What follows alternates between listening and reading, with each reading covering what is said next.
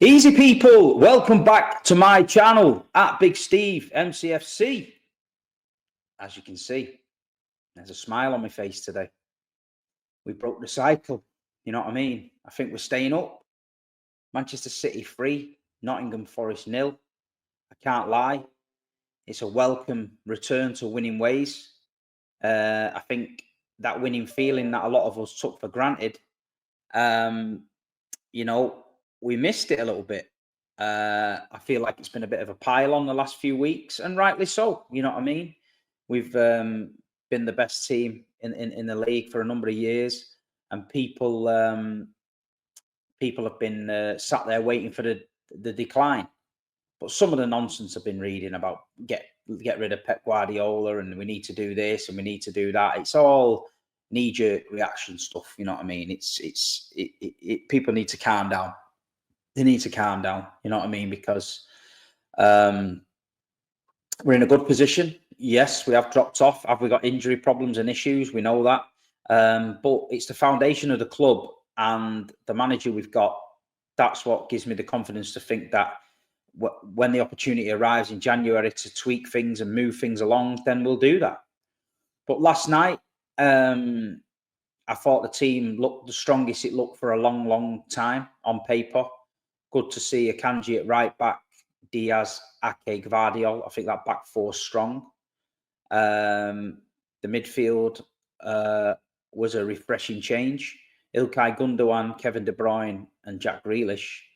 Erling Haaland, Doku. I feel like it was needed. It was needed because we had Bernardo out on the wing. I know he's not a winger, but for the balance, I get that. Jeremy Doku gives us an outlet, a refreshing bit of pace. But it was just a total different performance than what we've seen in the last few weeks. Did we ride our luck a little bit? Yeah, I think we did. Did we get caught on transitions? Yeah, I think we did. But I think with that kind of lineup, you're going to get that. You know what I mean? It's not like we've got a Rodri sat there behind a Jack Grealish and a Kevin De Bruyne. We've got Ilkay Gundogan there. And, last night at times he did get caught. There was one where they broke away and he was swinging round Morgan Gibbs' white shirt, brought him down. He took the yellow card. Listen, Fernandinho used to do that all the time. It's to know when to do it, you know what I mean? But we've got to speak about, Kevin De Bruyne. I feel like he has been getting better and better as he's coming along. I know people wanted to throw him in straight away. But last night, the old Kevin De Bruyne, I thought was there. He had a little bit of energy about him, a little bit of skill. The passes, he was cutting through the lines and he was getting involved in a lot more than what he has done the last few weeks. I know he went off, he went down, and I think everyone held their breath.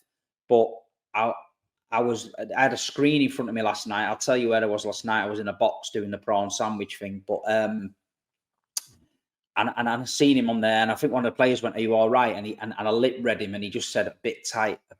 So hopefully Kevin's not injured as such. I feel like he might have just been feeling it a bit. It was his first nearly full 90 minutes for a long time. So hopefully that's good. But I thought he played well. Jack Grealish in the middle of the park. We've said it for a long, long time. Since the treble season, we've said it. Pep's a stubborn mule. We know that. But I feel like, me personally, in my opinion, I feel like Jack hasn't been enjoying his football out on the left. I feel like when you put shackles on Jack Grealish and tell him to be this control freak, I feel like he'd do the job, but he doesn't look like he's enjoying his football to me. Last night, Jack Grealish in the middle of the park, tracking back, blocking tackles in his own box, driving through the midfield, running to the left, running to the right, shooting. That was Jack Grealish for me last night. That was Jack Grealish. That is what we bought him for, people. That is what Pep's missed out on, in my opinion. I know he probably thought he's got enough in the middle of the park, but he hasn't. Phil Foden's ill again. So I'm not being funny. Anyone who watched last night's game, Jack Grealish was a different player. He had a smile on his face. He was enjoying his football. He was skipping in between the lines. He was laying it off, one touch, two touch. And it was a totally refreshing performance for me to see that. Do you know what I mean? This with Jeremy Doku on the left, and we know Jeremy's raw. We know that, but he's exciting. You know what I mean? And last night we were breaking at pace, and one time we broke at pace. Jeremy Doku had the ball. Erling Haaland made a run, took all the defenders away. Jeremy just cuts inside, scores. So, and listen, Big Earl last night coming deep in midfield, laying the ball off, little one touches here and there. It was different from what we've seen. We're not going to get carried away, but we are entitled to be happy because of the last few games we've been watching. We've been miles off it, Blues. So it was refreshing to see. And then back to the game, you know what I mean? We go 1-0 up. We were banging on the door, early doors. Forest were struggling a little bit. The cross comes in, the header by Kevin De Bruyne across goal. Bernardo Silva taps it in. Another player that's been working hard and tireless the last few weeks.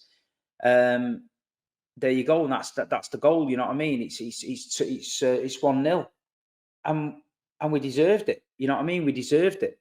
Forest have always got a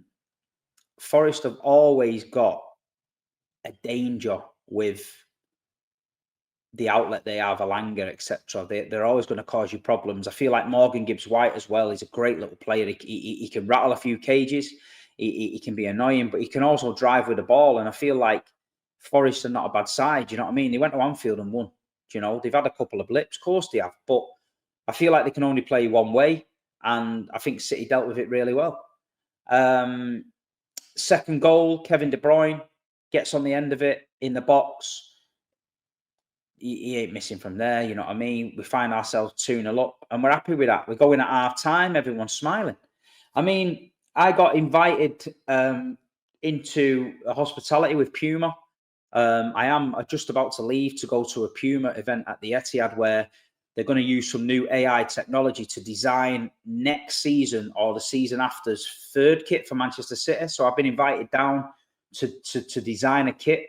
And I think there's a few content creators there and fans, and whoever's kit they like the most is going to be the actual kit. So I was interested to do that, but they invited me down last night in the Puma box as part of that. And you know what? I don't really do that hospitality, but I'm going to say I enjoyed it. I met some really great people, some great City fans from all over the world. And it was a different experience, you know what I mean? It was cold out there last night, and Big Steve's getting old, so I had me, I had my coat on, a cup of coffee, and I watched it in the posh seats. So yeah, I enjoyed it. So big thanks to Puma, Mark at Puma Football, and Manchester City for inviting me there. And then today I'm going down to design this kit, so I'll let everybody know what this event is about. But yeah, back to the football. Second half, we come out much of the same. Forest often puffed a little bit. We rid our luck a little bit. Chris Wood went through one-on-one. Ortega in the first half. You know what I mean? I thought he did okay. And listen, Ederson-Ortega debate. It's not a debate. They're both great goalkeepers. Ederson can do things Ortega can't do. Ortega can do things Ederson can't do. Ederson had a rough patch. He made a few mistakes. He got dropped. Ortega's now got his chance. Ortega's been sat on the bench for a couple of years waiting for this. Every time Ortega's come off that bench, he's been okay. And one thing I will give Ortega is when somebody goes running one-on-one with him, you know, he narrows the angles really well, and he stands to the last minute, and he almost puts the fear of God into strikers because, you know, we've seen it with Sonny last year. He saved it. We've seen it with Salah against Liverpool the other day twice. One was offside, I think, but he saved it. And the other one, Salah put over the bar. Chris Wood, the same last night. He didn't commit himself. So I thought Ortega did well. He did a good save in the first half where he got down low and it bounced off his arm. But Ederson's got a fight on his hands. Ederson's got to go and fight toe-to-toe with him. You know, you've had the baton for a long time, Ederson. Now it's time for Ortega to take it until he makes mistakes. Then you've got to come back in. But at the end of the day, I've got no problem with Ortega in the goal. I think the defence are comfortable with him there. They know if they get caught out, they've got a good last line of defence. So Ortega, for me, I'm okay with that. No problem with it at all. And like you say, second half, Forest had a little bit of a goal.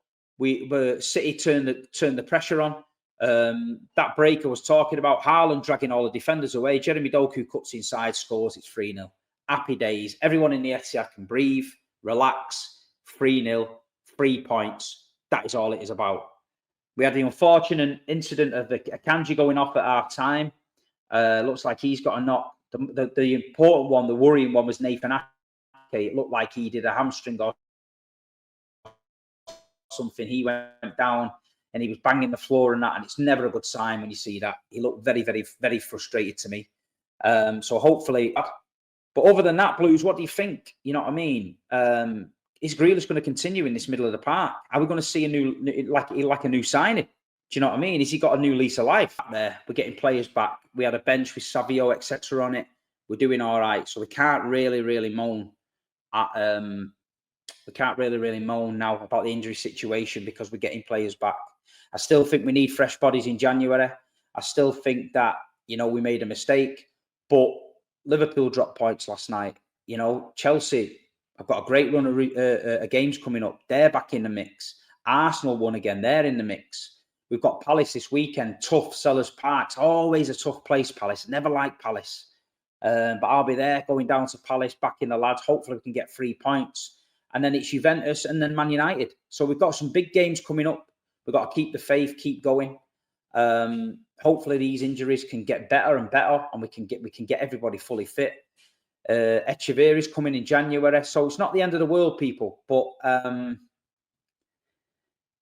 it's just a welcome break from the awful run of results, like the last few weeks. Just like, wow, never seen it coming. But listen, I'm off to the Etihad now to design this kit. Please leave a like, comment, share my stream. Let me know what you think. Jack Grealish in the 10, De Bruyne back, Jeremy Doku, you know, all looking good. And yeah, don't panic. Relax. Was it ever a crisis? Is it ever a crisis? Don't know. Keep the faith. Up the Blues. See you at Palace Saturday. Big Six show tonight on YouTube. And that's another thing. Big Six show is the Big Six. There's more Arsenal fans, Liverpool, United, everyone on that show that back their man. They need more Manchester City fans to follow the Big Six show and back me on there. The chat ripped me apart. I feel like I'm stood there on my own. I've got no support from the Man City fans. Now, I'm out here putting my neck on the line for the Blues, yeah? So when you've got nothing to do tonight, get yourself a brew, get the Big Six on, and get in the comments and back me, yeah? Man City, we need some representation in the chat. So come on the Blues, Big Six tonight. Leave a comment, hit the like button. See you at Palace.